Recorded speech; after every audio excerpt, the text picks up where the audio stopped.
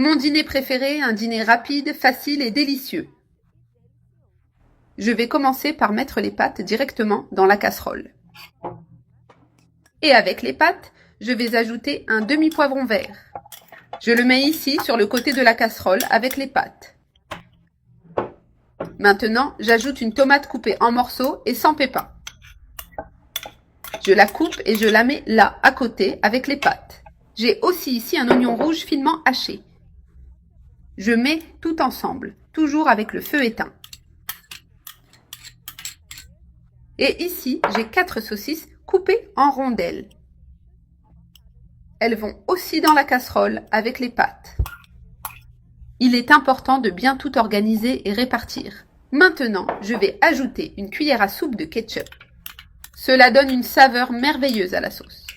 C'est le genre de dîner que j'adore préparer à la maison. Ici, j'ai un assaisonnement pour viande que j'achète au supermarché. Je vais mettre une cuillère à café et demie de sel juste un peu.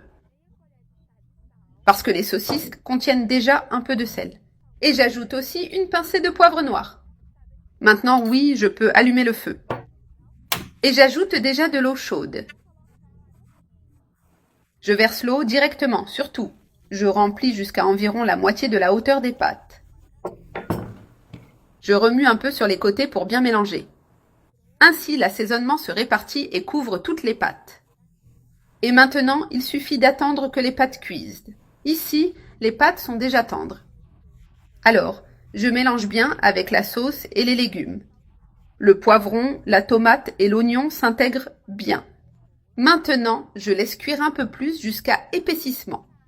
La sauce cuit bien et les ingrédients deviennent tendres. C'est le secret des pâtes que je prépare toujours pour le dîner. Et c'est un succès! Tout le monde à la maison adore ça. Et c'est la texture que j'aime pour mes pâtes. Une sauce bien crémeuse avec un peu de bouillon. Juste comme je préfère, bien juteux et savoureux. Les pâtes absorbent le bouillon et deviennent parfaites. Et après une bonne cuisson, elles prennent cette consistance épaisse.